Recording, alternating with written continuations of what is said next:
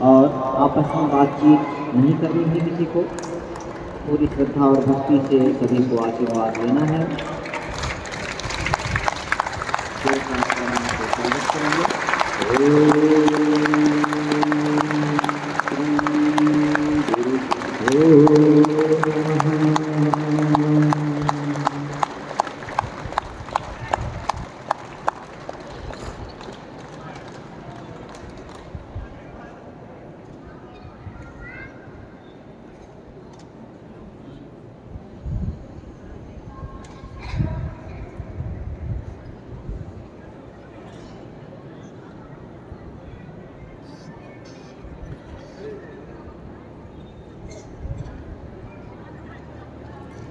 गुरुजी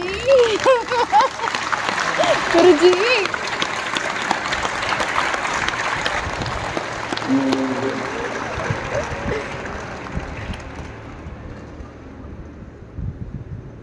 बहुत अच्छे मौसम में आप आए हैं। इधर चारों ओर भी बहुत पुष्प खिल रहे हैं और प्रकृति के सुनहरे रंगों के बीच में आपके जीवन पुष्प भी बहुत अच्छे से खिलते रहे। आज से आप सबके लिए प्रोफेसर साहब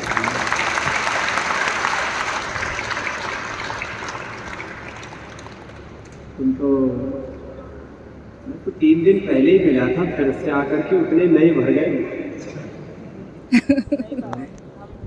हाँ, आप सब जो यहाँ से सीख रहे हो 7 दिन, बस उसको अंतिम श्वास तक अपना के रखेंगे तो जीवन बहुत स्वस्थ, सुखी और संतुष्ट रहेगा।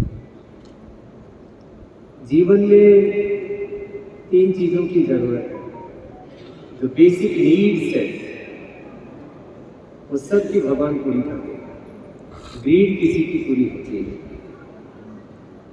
बेसिक हेल्थ सब अचीव कर सकते हैं लोग से, बेसिक हेल्थ। अल्टीमेट हेल्थ कि 100 साल तक बूढ़ा नहीं होना और फिर ऐसे एवर यंग रहना है, ये तो फिर बहुत ज़्यादा इसके लिए पुरुषार्थ करना पड़ेगा। लेकिन बेसिक नीड, बेसिक हेल्थ और इसके साथ जीवन में संतुष्टि, सुख, शांति, पीस, हैप्पीनेस। और यदि ये 3 चीजें हैं आपके जीवन में, जीवन की मूलभूत आवश्यकताएं आपकी पूरी है, आप फिजिकली मेंटली हेल्दी हैं और जीवन में यदि संतोष है, संतोषी सदा सुखी, ऐसे सदा प्रसन्न आप रहें। ऐसे भगवान की कहानी प्रार्थना और आपको जो अभी तो आशीर्वाद देना है, यही आशीर्वाद देना है। बाकी योग करा रहे हैं, पोषण दे रहे हैं, पंचकर्मा षटकर्मा करवा रहे हैं।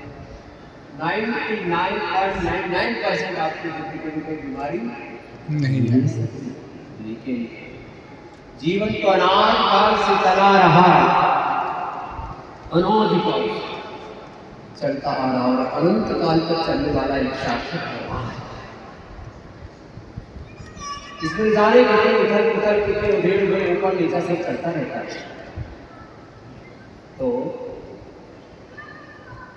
इस जीवन में जो प्रारब्ध दोष है, जन्म जन्मांतरों का प्रवास है, संस्कार दोष है, कुछ चीजें ऐसी हम आगे बढ़ना चाहते हैं, लेकिन पीछे वाली चीजें जो अनंत काल की, अनादिकाल की हमारे साथ जुड़ी है, वो पीछे वाली चीजें हमें पीछे खींच रही है। इसी को कहते हैं प्रारब्ध। क्या कहते हैं? प्रारब्ध कहो, किस्मत कहो, भाग्य कहो, डेस्टिनी कहो। तो पीछे वाली चीजें आपको पीछे ना खींचे, इसके लिए एक तो भगवान की भक्ति और गुरु की शरणागति।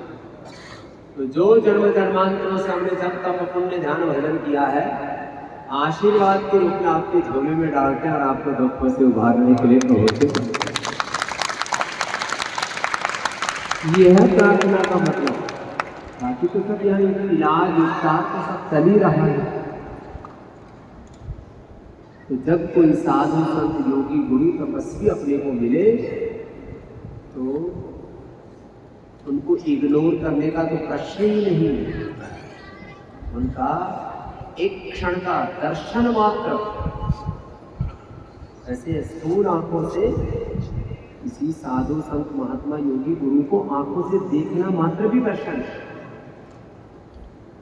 और यदि अपने को किसी साधु संत महात्मा का शरणागति चरण पाद स्पर्श मिल जाए, कहते हैं चरणों की धूल भी मिल जाए किसी की गुरु की, तो वो भी गुरु चरण कमल के रज, उसकी इतनी महिमा गाई है। तो आशीर्वाद लेके खूब आनंद से आप आगे बढ़ना।